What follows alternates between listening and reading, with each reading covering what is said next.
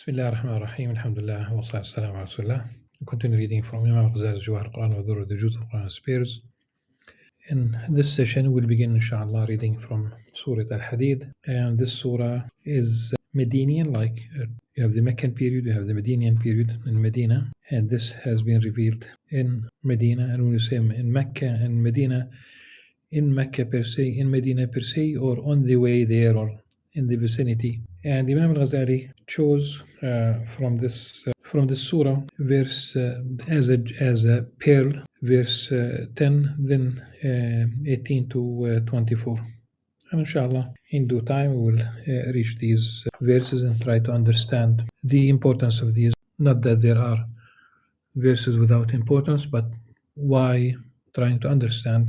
So Imam Ghazali did not really mention why he chose the verses that he chose. This surah is from amongst the surahs that begin with Sabbahat, beginning with praising Allah subhanahu wa ta'ala, glorifying Allah subhanahu wa ta'ala. And when there is glorification, then there is going to be a reference either to the attributes of Allah subhanahu wa ta'ala or something great, a sign, something great, that an attribute, an action. And we will have some of these immediately in the second verse. We talk about 5 attributes in verse 3. But the whole universe, the kingdom of the heavens and the earth, belong to Him, to Allah subhanahu wa ta'ala. He gives life and causes death, and He is most capable of everything. In the first verse, everything in the universe, in the heavens and the earth, glorifies Allah subhanahu wa ta'ala, for He is the Almighty, All-Wise. So we have the name, Lafdul Jalal, Allah. We have Al-Aziz, we have Al-Hakim, the Al-Muhyi, Al-Mumit, Al-Qadir, Awwal, Al-Akhir, Al-Zahir, Al-Batin, Al-Alim. أعوذ بالله السميع من الشيطان الرجيم. بسم الله الرحمن الرحيم. سبح لله ما في السماوات والأرض وهو العزيز الحكيم. And the tasbih of the universe and the things in the universe, they praise they glorify Allah subhanahu wa ta'ala, they praise His name, for He is the Almighty, All-Wise. The tasbih itself, it has been mentioned in the Qur'an. Some scholars might say that they might resort to allegorical interpretation because you have inanimate objects. If it were not true, then why does the Qur'an says وَلَكِنْ لَا تَفْقَهُونَ تَسْبِيحَهُمْ? But you do not understand their glorification, their praise, their tasbih. In the universe, in the mountains, and the birds partaking in Prophet David Sayyidina Dawood alayhi salam, in his tasbih, in his recitation, in his hymns, Ya Jibalu awbi ma'ahu wat-tayr. And also we have wat-tayru safatin qalatahu wa tasbiha. So the birds are lining up. Each one of them knows its prayers and its tasbih. So the universe does praise the name of Allah subhanahu wa ta'ala, does glorify Allah subhanahu wa ta'ala. In fact, everything in the universe submits to the will of Allah subhanahu wa ta'ala, constantly praise Allah subhanahu wa ta'ala, except those who have the freedom to do or not to do. So for example, the angels, لا يعصون الله ما أمر, they are in constant praise, absolute submission to the will of Allah subhanahu wa ta'ala. No sins. The human beings and the jinn, we do have a choice, not that it's an encouragement not to, but we have free will. If we do tasbih, then we are in harmony with the rest of the universe. The moment we say Subhanallah, the moment we say Alhamdulillah, at that moment we are in harmony.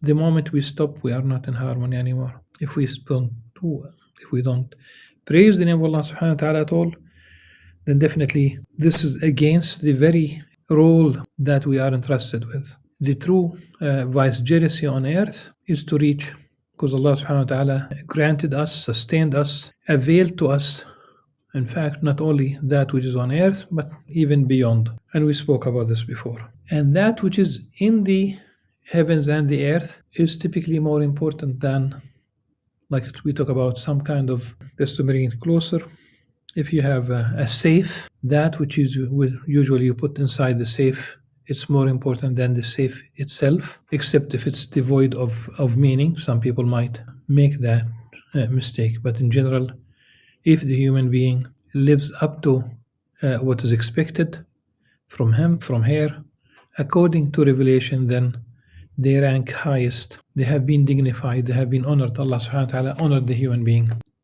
له ملك السماوات والأرض يحيي ويميت وهو على كل شيء قدير.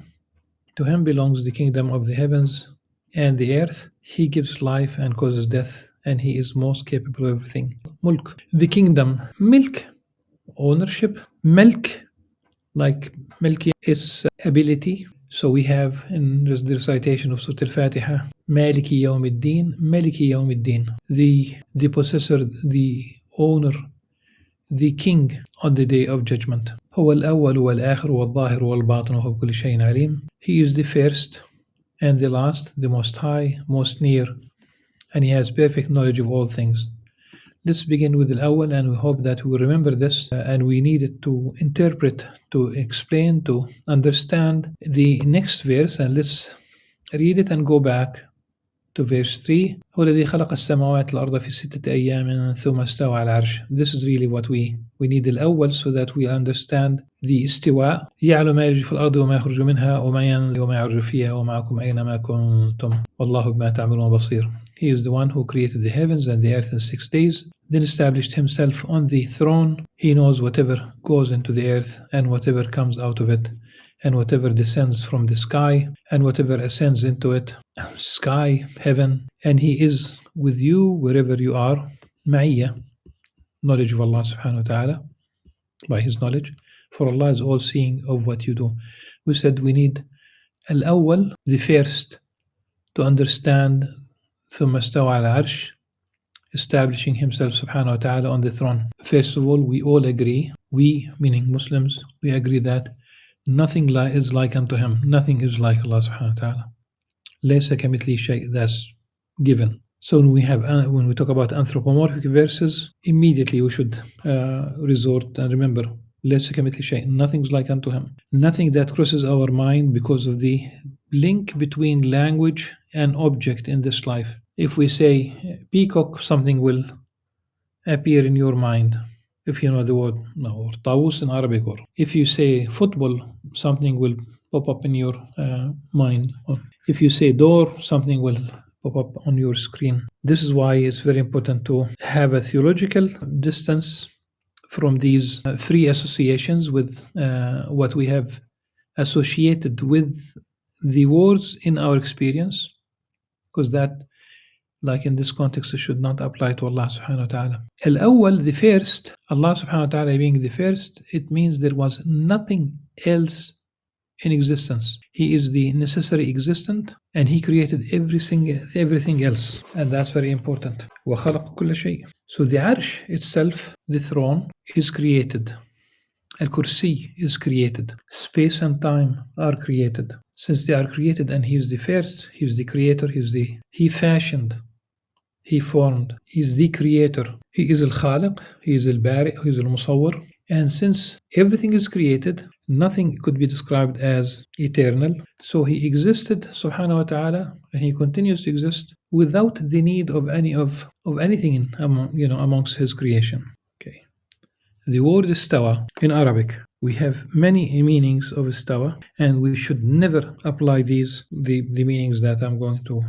For example, istawa al-qamar, the moon having that istawa, it means tam, complete, badr, full moon. Istawa al-ta'am, food is cooked, nadaj. It's the same word, istawa. And famously, many scholars would mention the poetry verse, استوى بشر على العراق من غير سيف ولا دم مهراق. Bishr here استوى, seized power. He seized Iraq without a sword and without spilling blood. استوى.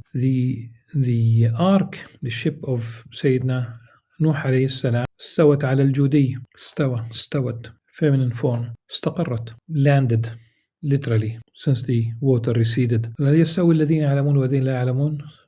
استوى here, are they equal? And Sayyidina Musa alayhi salam, بلغ أشده واستوى, it means that he became strong. There are other meanings. استوى, حفظ, protected. قهر, dominated, overpowered, preserved, kept. And this is why the scholars would say that Allah subhanahu wa ta'ala استوى العرش, he preserved, he protected, he kept. قهر, very appropriate, so that the arsh would not fall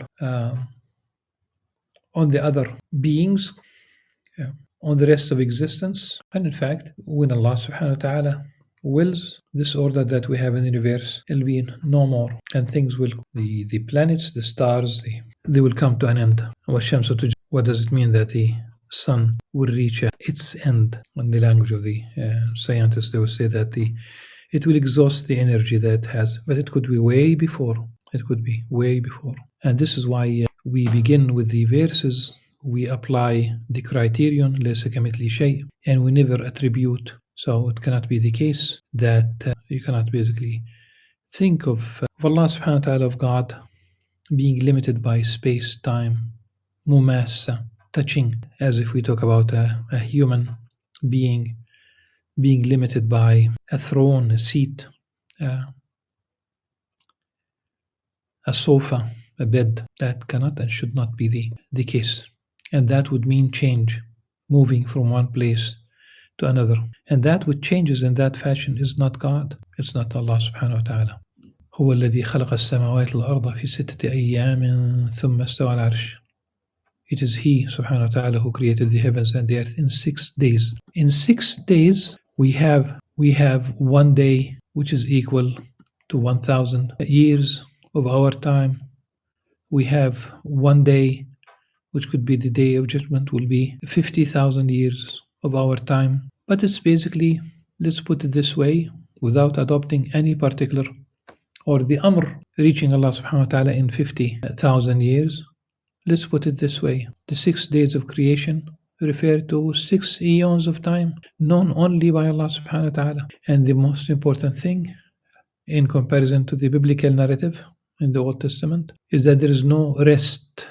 Allah subhanahu wa ta'ala does not rest on the 7th day. Hence the notion of the Sabbath, as they believe that because Allah subhanahu wa ta'ala rested on the 7th day, Allah subhanahu wa ta'ala did not get tired, وَمَا مَسَّنَا بِاللُّغُوبِ, and thus there is no need for this notion of rest. Then we can say ثُمَّ اسْتَوَى عَلَى الْعَرْشِ is when something suffice it, inshallah, for this session from Surah Al-Hadid.